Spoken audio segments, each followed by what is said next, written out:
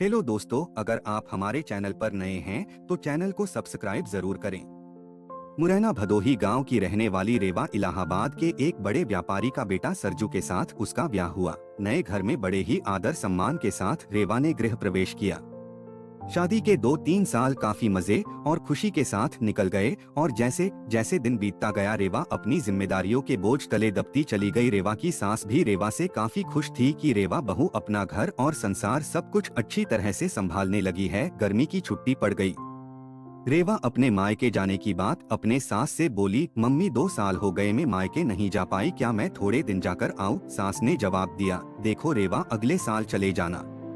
रेवा यह सुनकर काफी नाराज और दुखी होकर सोचने लगी कि जब चंचल दीदी हर 3 महीने पर घर आती है तो मम्मी काफी खुश होती है और कहती कितने कितने दिन के बाद आई हो और मुझे 2 साल हो गए, मेरे बारे में कोई कुछ सोचता ही नहीं है। मेरी खुशी किसी के लिए कोई मायने ही रखती है? और क्या दिन भर इन लोगों को खाना बना के खिलाती रहूं, घर का सारा काम करती रहूं? क्या मेरी यही जिंदगी है? और रेवा कमरे में आंसू की धारा समेटे दाखिल हुई। शाम को चंचल दीदी आने वाली है, देखना मम्मी कितना खुश होती है। खाने के अलग अलग फरमाइशों की लड़ी लगती रहेगी कि कभी चंचल दीदी के लिए समोसा बना दो, कभी पालक पनीर तो कभी बिरयानी। मैं इतना क्यों सोच रही हूँ, करना तो मुझे ही बनाना है, तो चलूं किचन में अभी से तैयारी में लग जाऊं। यह सोच ही रही थी कि तभी सास ने आवाज दी, रेवा जल्दी नीचे आओ, देखो चंचल आई है। रेवा अपने चेहरे पर मुस्कान लिए अपने दुख को अंदर एक कोने में दबाए अपनी ननद का स्वागत करती हैं। कैसी हो भाभी? चंचल रेवा से बोली। अच्छी हूँ दीदी, और घर में सब कैसे हैं? अच्छे हैं। अच्छा, हमारे जीजाजी कैसे हैं? चंचल शर्माते हुए कहती है। वह भी भाभी अच्छे हैं। अच्छा दीदी आप बैठो, मैं नाश्ता बनाकर लाती हूँ। नहीं नहीं भाभी, कुछ मत बनाओ, मैं अभी घर से नाश्ता करके आई हूँ और भाभी केवल 2-3 घंटे ही रहूंगी क्योंकि सास की तबीयत ठीक नहीं है। आपके जीजाजी उन्हें लखनऊ दिखाने गए हैं तो वो बोले तुम अकेली यहाँ क्या करोगी, एक काम करो तुम अपने मायके जाकर सबसे मिलकर चली आओ। सो मैं आ गई। मुस्कुराते हुए चंचल ने जवाब दिया, अच्छा दीदी रुको, मैं खाना बना देती हूँ, आप खा भी लीजिएगा और जीजाजी और आपके सास के लिए खाना भी बांध कर दे दूंगी। अरे भाभी मेरे साथ बैठो, बातें करो, शाम तक मैं चली जाऊंगी, खाना तो बनता ही रहेगा।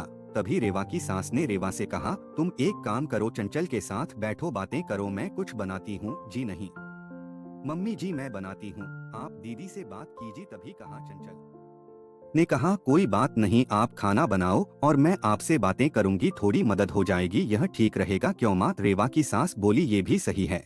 रेवा और चंचल किचन में प्रवेश करती है और काफी देर तक हंसी मजाक करते करते खाना भी तैयार हो जाता है। चंचल खाना खाने के बाद शाम को अपने घर चली जाती है। रसोई को समेटकर रात को अपने कमरे में रीवा गई तो सरजू ने कहा कि रेवा तुम काफी थक गई हो, आराम कर लो। हाँ, मुझे आराम कहाँ है, तुम्हारी माँ तो बस यही चाहती है कि मैं अपने मायके ना जाऊं। चंचल दीदी 1-2 घंटे के लिए आती है लेकिन मिलकर तो जाती है, उसमें क्या, तुम भी चली जाओ रेवा, सरजू ने कहा। और देखो रेवा दीदी भी कहाँ आ पाती आती है, जब शरद जीजाजी अपनी माँ को लखनऊ डॉक्टर के पास दिखाने ले जाते हैं तभी मिलने आती है, तो इसका मतलब है मैं कभी नहीं जा सकती अपने मायके। ऐसा तो मैंने नहीं कहा रेवा। अच्छा तुम शांत रहो, मैं कल माँ से बात करता हूँ, तुम अपने मायके चली जाना, ठीक है? तुम तो रहने दो। गुस्सा करते हुए रेवा सो जाती है। सुबह उठकर रेवा अपने काम में रोज की तरह लग जाती है। दोपहर में शर्मा आंटी रेवा की सास से मिलने आती है और काफी देर तक बातें करती रहती है। तभी शर्मा आंटी रेवा की सास से पूछती है कि चंचल की माँ, ये बताओ कि बहू और बेटी में क्या फर्क समझती हो? रेवा इस सवाल के जवाब का इंतजार कर रही थी कि मम्मी जी का इस पर क्या जवाब होगा। रेवा की सास ने मुस्कुराते हुए बोली, बेटी कैसी भी हो पर वह मीठी होती है, बहू नमक की तरह नमकीन होती है। यह सुनते ही रेवा निराश होती है और दिल भी काफी दुखी हो जाता है। शर्मा आंटी चली जाती हैं।